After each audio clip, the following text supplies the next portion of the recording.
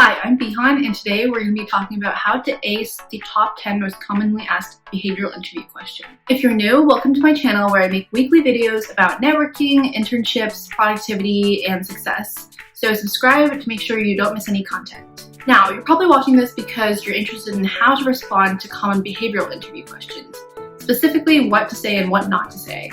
So if you're interested in acing your behavioral interview, then keep watching.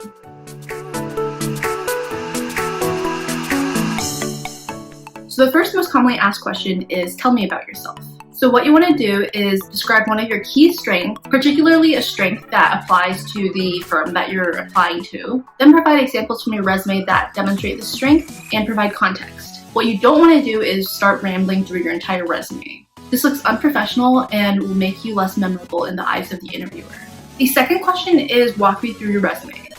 So what you want to do is touch on a key few highlights and major accomplishments and point out the connections between them. For example, you can say things like, I took this position because I was interested in, or I accomplished this, or I changed positions because.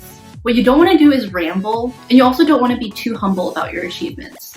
You're your own biggest advocate, so make sure that you can explain and describe all your accomplishments well.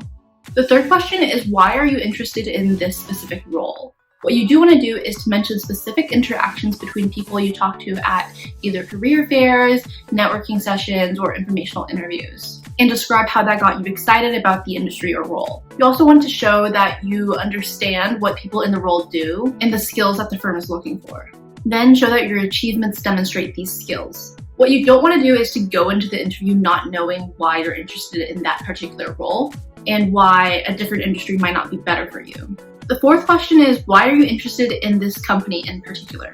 What you do want to do is to show that you understand the projects and the values of the firm, and the more specific you can be, the better. You can show that you've done research on the firm by mentioning specific interactions between you and people working at the firm through your networking sessions or informational interviews. What you don't want to do is to show up to the interview without having gone to any networking sessions or visited the company's website. So the fifth question is, what is something that you've worked on outside of school? So what you want to do is to talk about a hobby or interest that you're passionate about. Something that you've spent more time doing than most people who do that activity or hobby.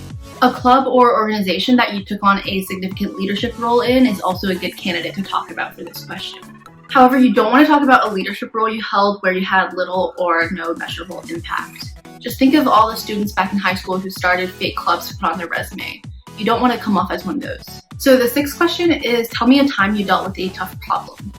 So what you do want to do is to show that the problem was challenging, but that with perseverance, you overcame the challenge, or at least that you learned from your mistake. It's okay here to show a partial failure. What you don't want to do is to take the cliche strength as a weakness approach, where you say something like, I'm too much of a perfectionist, or I'm too detailed. The seventh question is, tell me about a time that you led others. So what you do want to do is to demonstrate that you're a cooperative leader and not a dictator. Show that you can motivate people. Focus on yourself as a facilitator rather than someone who's micromanaging everyone. And credit the team with the success. What you don't want to do is to portray everyone else on the team as clueless. In the job you're applying for, you're probably going to be working with other smart people and not minions. So demonstrate that you can facilitate a strong team. The eighth question is, when did you have to change someone's mind on something important to them? What you want to do is to show that you can relate to differing points of view, build a case for your own view, and be persuasive. What you don't want to do is to sound dictatorial. The ninth question is, tell me about a failure. So what you want to do is to describe why you failed, what you learned, and what you do differently next time as a result. What you don't want to do is to directly criticize past coworkers, and don't let the question throw you off for the rest of the interview. The last question is, what do you like to do for fun? So what you want to do is to be genuine and personable. Your interviewer is looking for someone that they would want to work with. What you don't want to do is to blow off the question. Pick something that you love enough and have put enough time into that you can talk about it for a few minutes.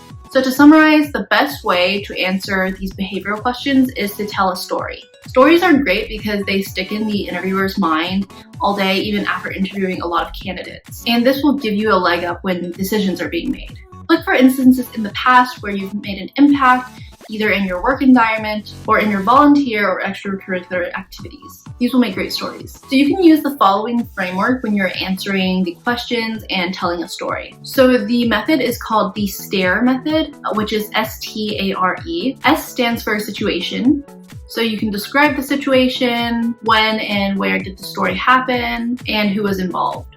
T stands for tension, so what was the conflict? A is action, so what did you do to resolve the tension? R is result, what was the result of your actions? And E is effect, which is what did you learn from the situation and the events that followed? So for the question, tell me about a failure or setback and how did you resolve it, I would answer that in the following way. So for S, situation, I would say in early April, I had my internship rescinded with a consulting firm due to the coronavirus. For T, tension, I would say since it was in early April, I only had a month or so to go through the re-recruitment process to land an internship for the summer. So for A, action, I would say I applied to over 150 places and I set up a lot of networking sessions, informational interviews, just to get my foot into the door in a lot of companies since not many places were hiring. For R, result, I would say through this process, I was able to land over 20 interviews and I ended up getting 4 job offers. For E, effect, I would say going through the process, I believe, tells you a lot about me. I'm very persistent and diligent. I don't give up easily, even in the face of defeat.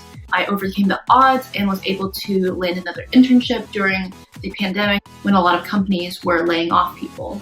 I was able to turn my failure into multiple successes. So you can see that by structuring my answer as a story, I'm able to pull the interviewer in and give the interviewer an impression to remember me by later when they're discussing offers.